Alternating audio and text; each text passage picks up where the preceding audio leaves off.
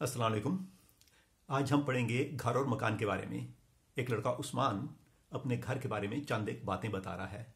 चलें देखते हैं वो क्या कहता है। उस्मान का मकान, उस्मान्स हाउस। हम एक मकान में रहते हैं। इसमें कुल 5 कमरे हैं। ऊपर 3 सोने के कमरे हैं। नीचे एक बैठक और एक खाने का कमरा है। इस कमरे का एक दरवाजा बावर्ची खाने में खुलता है। हमारा गुसल खाना ऊपर की मंजिल में है। मेरा कमरा काफी बड़ा है। इसमें मैं और मेरा भाई सोते हैं। इसमें 2 पलंग हैं। इसमें एक मेज और 2 कुर्सियां भी हैं। 2 अलमारियां हैं जिनमें हम अपने कपड़े रखते हैं। इसमें एक खिड़की है। बैठक में हम टीवी देखते हैं। जब मेहमान आए तो वो भी यहाँ बैठते हैं। मकान के पीछे एक छोटा बागीचा है। मुझे अपना घर बहुत अच्छा लगता है। अच्छा, अब इसके ऊपर आपने चंद एक काम करने हैं जो मैं भी आपको बताऊंगा कि क्या क्या है। अच्छा, तो आपने ये काम करने हैं, ठीक है। सबसे पहला काम तो ये है कि आपने जो उस्मान के मकान के बारे में अभी मेरे साथ पढ़ा है उसे दोबारा पढ़ें, ठीक। ये आपका पहला काम है। दूसरा काम मैं ये चाहता हूँ कि आप जो अभी हमने पढ़ा उस्मान का मकान, इसके पहले पैराग्राफ को, सारे को नहीं, सिर्फ पहले पैराग्राफ को आप उर्दू के अलहदा हरूफ में लिखें, ठीक। और तीसरा काम जो है वो ये है कि जो आपको सवाल नज़र आ रहे हैं इसके बारे में 5, इनके आप जवाब दें। अगर आप अंग्रेज़ी में जवाब दे सकते हैं तो बहुत अच्छी बात। अगर आपको अंग्रेज़ी नहीं आती तो आप उर्दू में या किसी और ज़बान में भी इनके जवाब दे सकते हैं। सवाल मैं आपके लिए पढ़ देता हूँ। पहला सवाल है कि उस्मान के घर में कितने सोने के कमरे हैं। दूसरा सवाल ये है कि उस्मान ने अपने बावर्ची खाने के बारे में क्या लिखा है। और तीसरा सवाल ये है कि उस्मान के घर में उसका गुसल खाना कहाँ है। अगला सवाल है कि उस्मान के सोने के कमरे में कितने पलंग हैं। और आखिरी सवाल ये है कि अपने बैठने के कमरे में उस्मान क्या करता है, ठीक। ये था आपका तीसरा काम। नाउ उसके बाद अगला काम वो है कि ये जो आपको नज़र आ रहे हैं 5 अल्फाज मैंने लिखे हुए हैं उर्दू में।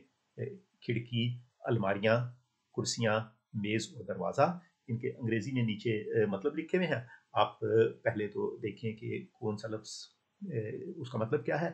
और जब आपने ये कर लिया है तो फिर आप अपने उर्दू जुमले बनाएं इन अल्फाज के साथ। मिसाल के तौर पे आप कह सकते हैं मेरे घर में, मेरे कमरे में बहुत बड़ी खिड़की है। आप ये कह सकते हैं मेरे कमरे में 3 अलमारियां हैं, ठीक। ये था आपका चौथा काम। और आपका पांचवा काम ये है कि उस्मान के ने जो अपने मकान के बारे में लिखा है इसका आप अंग्रेजी में तर्जमा करें। अगर आपको अंग्रेजी नहीं आती, फिक्र मत करें, आप अंग्रेजी के बजाय किसी और ज़बान में तर्जमा कर सकते हैं ताकि आपको समझ आ जाए कि उर्दू और दूसरी ज़बानों में क्या फ़र्क होता है, ठीक। तो ये हैं आपके 5 काम। उसके बाद आपका जो छठा काम है और सबसे अहम काम ये है कि आपने ये जो नीचे चंद एक अल्फाज लिखे हैं इनकी मदद से, और अभी थोड़ी देर में आप स्क्रीन पे देखेंगे एक मैंने पैराग्राफ लिखा है, उसकी मदद से अपने मकान के बारे में आपने कुछ लिखना है, ठीक। ये जो अल्फाज हैं ये वाले, ये मैं आपके लिए पढ़ देता हूँ ताकि आपको आसानी हो।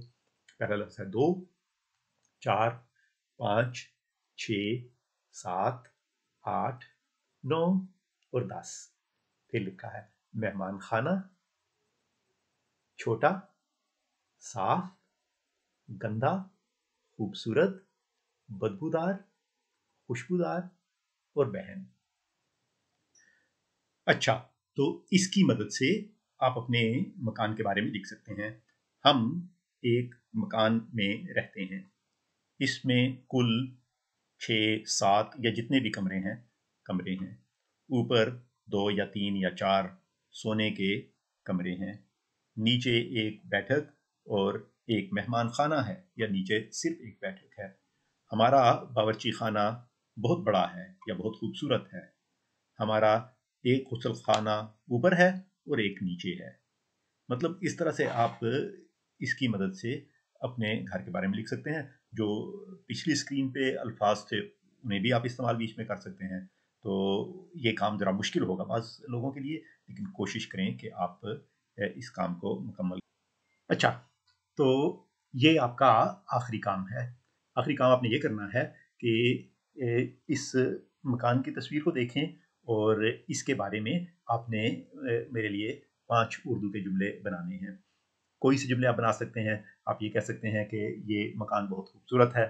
आप ये कह सकते हैं ये मेरा मकान है, या ये मकान बहुत बड़ा है।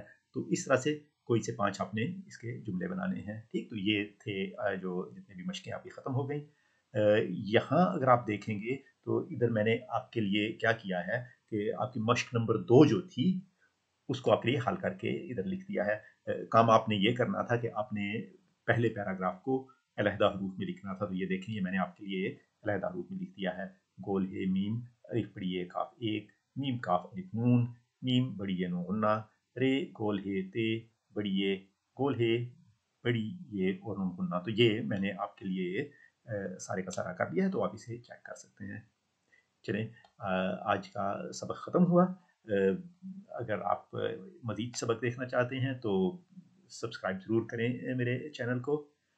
फ़िलहाल अल्लाह हाफ़िज़।